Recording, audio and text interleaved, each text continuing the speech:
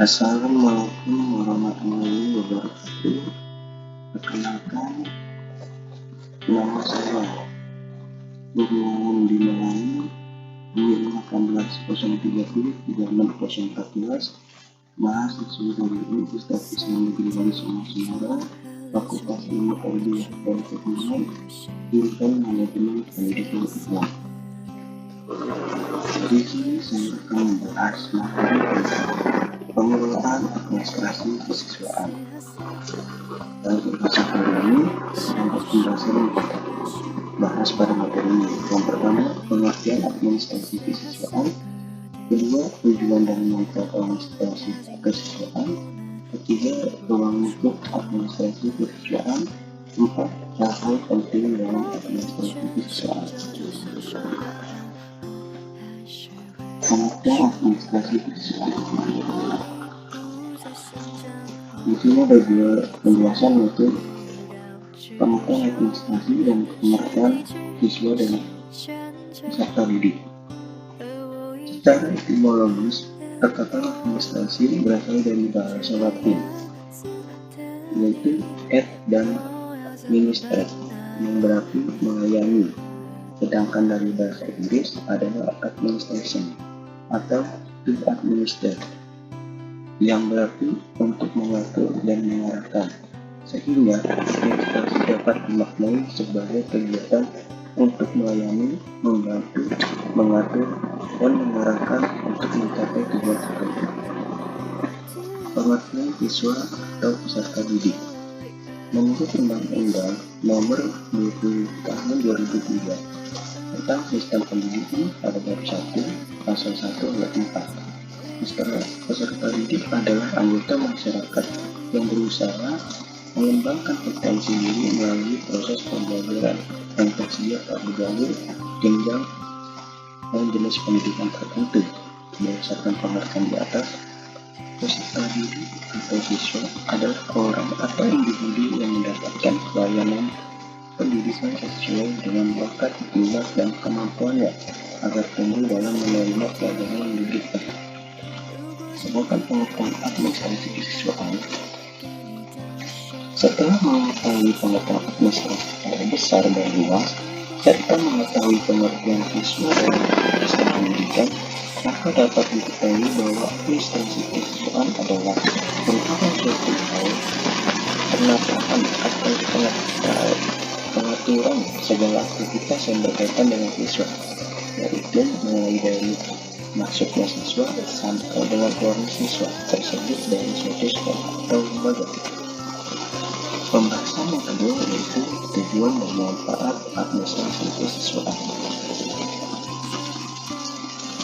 Tujuan dan manfaat administrasi kesiswaan.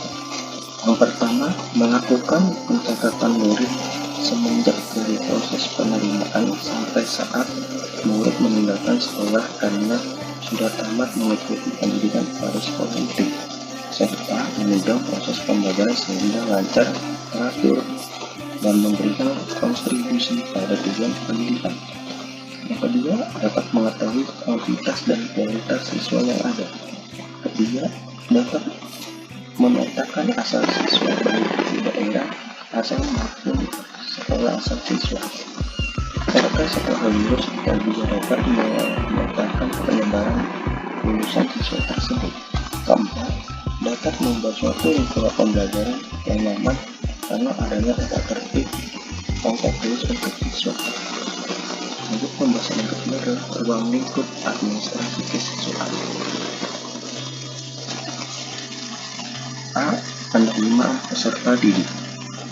Pada tahap penerimaan, tentu saja setiap orang atau individu memiliki kesempatan yang sama untuk mengikuti sebuah pembelajaran di sekolah atau lembaga pendidikan. Oleh karena hal tersebut, lembaga pendidikan harus mempersiapkan segala hal untuk menjaring calon-calon peserta didiknya. Ketika berbicara mengenai penerimaan peserta didik, harusnya memperhatikan hal-hal sebagai berikut. Yang pertama, kebijakan penerimaan peserta didik.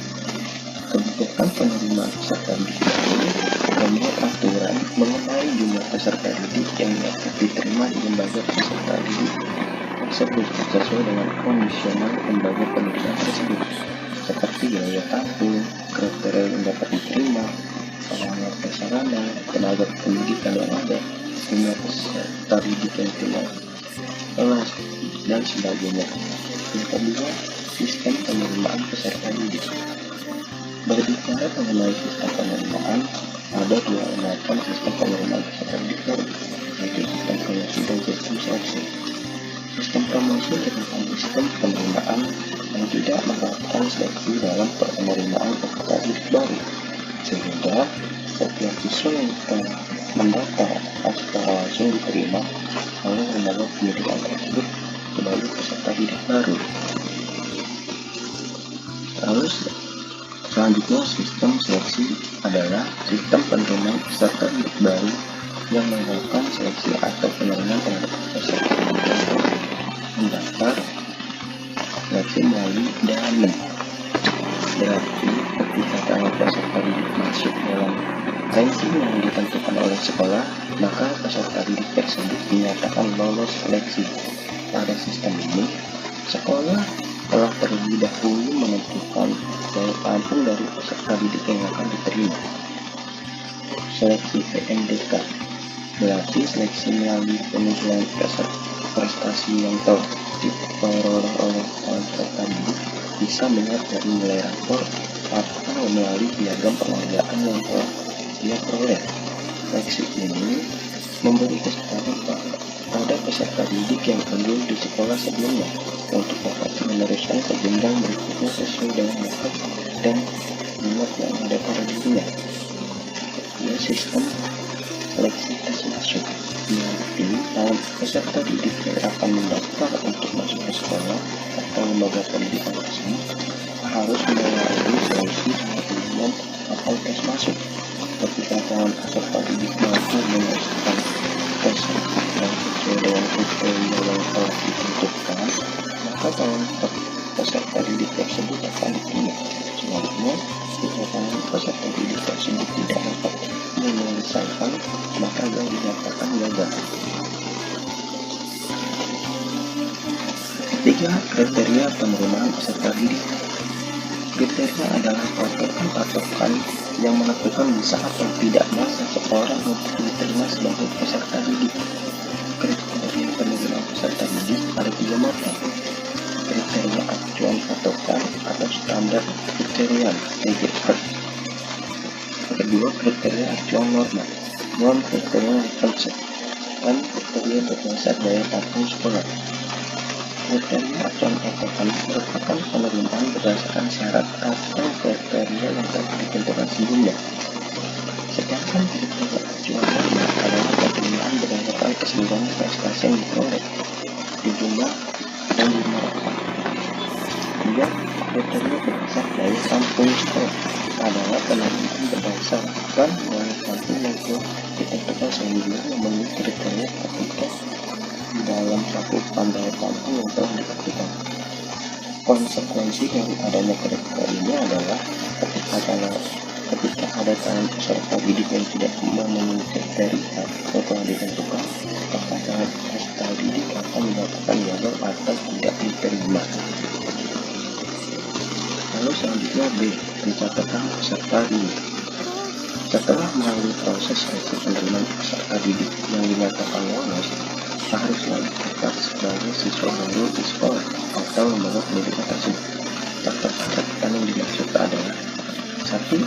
Buku undur atau buku pokok, buku yang digunakan untuk mencatat data semua anak yang pernah atau sedang mengikuti pembelajaran sekolah tersebut. Buku induk biasanya dicatat dalam buku besar. Data yang ada dalam buku induk ini harus lengkap meliputi nomor urut, nomor induk, data dan identitas siswa yang diambil dari formulir pendaftaran. Buku induk merupakan kumpulan data siswa sepanjang masa di sekolah itu. Dalam buku induk ini juga berisi data prestasi siswa dari tahun ke tahun. Catatan dalam buku induk ini harus jelas, bersih dan rapi. Kedua, buku klaster. Buku klaster ini membantu buku induk yang memuat data siswa yang penting. Penyelesaiannya dapat diambil dari buku induk. tetapi tidak selengkap buku induk. Kegunaan utama buku paper adalah untuk memudah mencari data siswa, apalagi jika belum diketahui nomor induknya. Yang ketiga, buku presentasi kelas. Buku yang setiap hari diisi guna mencatat siswa yang hadir atau tidak hadir, untuk selanjutnya dihitung persentase kehadiran hari kedua. Yang keempat, buku catatan bimbingan dan pemilihan. Buku ini mencatat siswa yang meminta bimbingan dan telah mengikuti bimbingan dan pemilihan. Bimbingan adalah proses bantuan yang diberikan pada siswa dengan memperhatikan kemungkinan dan kenyataan tentang adanya kesulitan yang dihadapi dalam rangka perkembangan dan optimal, sehingga mereka memahami dan mengarahkan diri serta bertindak dan bersikap sesuai dengan tuntunan dan situasi sekolah, keluarga, dan masyarakat. Yang kelima, buku daftar prestasi atau belajar siswa. A. Buku daftar nilai merupakan buku yang digunakan guru untuk mencatat nilai mentah yang didapat dari ulangan harian atau ulangan umum serta nilai lainnya. Yang B. Buku ledger, buku yang memuat semua nilai untuk semua mata pelajaran dalam periode tertentu untuk diisi oleh seorang wali kelas yang membuat nilai dari guru-guru lain yang mengajar di kelas yang diampunya. 6. Buku rapor. Buku rapor yang membuat laporan hasil belajar yang disatukan dalam mengikuti pembelajaran di sekolah tersebut. Yang ketujuh, buku mutasi. Buku mutasi yang digunakan untuk mencatat adanya murid-murid yang pindah. Yang pengelompokan peserta didik. Sebagian besar siswa dikelompokkan berdasarkan sistem kelas. Di sekolah dasar ada 6 pengelompokan kelas, sedangkan pada sekolah lanjutan tingkat pertama dan tingkat atas baik sekolah umum atau kejuruan ada 3 pengelompokan kelas dan diberikan pembelajaran dengan sistem klasikal. Jenis-jenis pengelompokan peserta didik menurut Buchner ada 2 jenis pengelompokan, yaitu pertama, ability group. Pengelompokan ini dilakukan di setting sekolah, yakni pengelompokan berdasarkan tingkat kepandaian dari peserta didik. Kedua, subgroup within the class. Pengelompokan yang dilakukan di setting kelas, di mana di dalam kelas dibentuk kelompok-kelompok kecil berdasarkan karakteristik individu, seperti pengelompokan berdasarkan jumlah, pengelompokan berdasarkan kebutuhan khusus, pengelompokan beragam, dan sebagainya. Yang itu orientasi peserta didik. Setelah mengikuti proses seleksi dan diterima dan melakukan pendaftaran ulang untuk dicatat sebagai peserta didik, maka peserta didik baru memasuki masa orientasi. Yang dimaksud dengan orientasi adalah pengenalan. Pengenalan ini meliputi lingkungan fisik dan lingkungan sosial sekolah. Lingkungan fisik adalah sarana prasarana seperti laboratorium, lapangan olahraga, operasi sekolah, dan fasilitas-fasilitas sekolah lainnya. Sedangkan lingkungan sosial yang dimaksud adalah sekolah, guru, dan staf, catat pembina sekolah, dan sebagainya, serta kata kasir. Yang tata tertib peserta didik. Menurut instruksi Menteri Pendidikan dan Kebudayaan tanggal 1 Mei 1974 nomor 14/1974, tata tertib sekolah adalah ketentuan-ketentuan yang mengatur kehidupan sekolah sehari-hari dan mengandung sanksi terhadap pelanggarannya. Tata tertib siswa ini merupakan bagian dari tata tertib sekolah.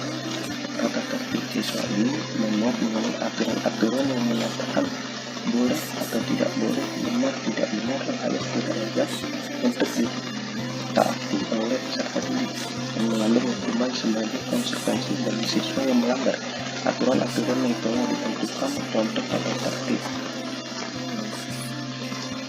Tujuannya untuk terdapat suatu standar tingkah laku dihukumi setiap peserta didik serta dapat mewujudkan suatu kedisiplinan peserta didik dalam mengikuti pembelajaran di sekolah. Evaluasi peserta didik. Evaluasi hasil kerja peserta didik perlu dilakukan agar diketahui perkembangan mereka dari waktu ke waktu. Alasan lain perlu dilakukan evaluasi adalah tingkat pemahaman dan penugasan peserta didik mengenai pelajaran atau pendidikan, kemampuan guru dalam mengajar dapat diketahui setelah adanya evaluasi. Selain itu juga dapat dimanfaatkan sebagai bahan untuk pengelompokan peserta didik. Fungsi dari evaluasi peserta didik adalah untuk mendapatkan data, informasi kemajuan belajar dan kemundulan sebagai bahan untuk menentukan sikap terhadap kelanjutan peserta didik. Teknik-teknik evaluasi dapat dengan menggunakan tes ataupun non-tes seperti observasi, wawancara, angket, dan sebagainya. Setelah adanya evaluasi dan telah menghasilkan data, maka harus ada tindak lanjut dari evaluasi tersebut. Tindak lanjut yang dapat dilakukan adalah melakukan pengayaan, remedial, mengulang pelajaran, menambahkan promosi, kenaikan atau penurunan, serta harus adanya pelaporan.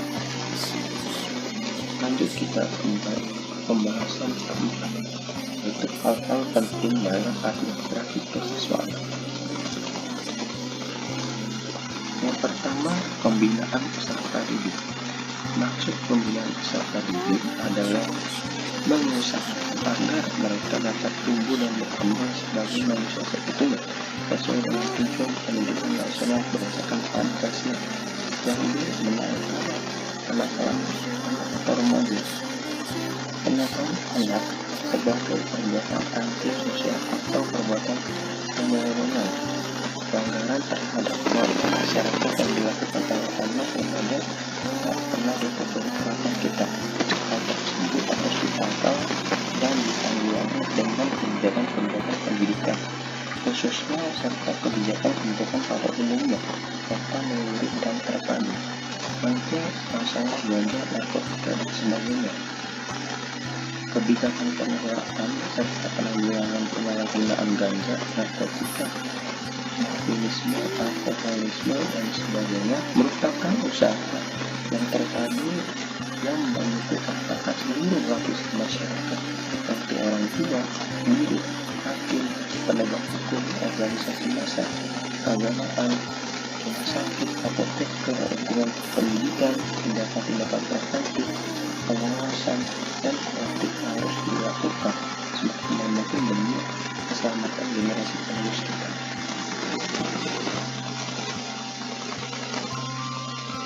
Terima kasih sudah menonton video ini. Sampai jumpa kembali di video selanjutnya.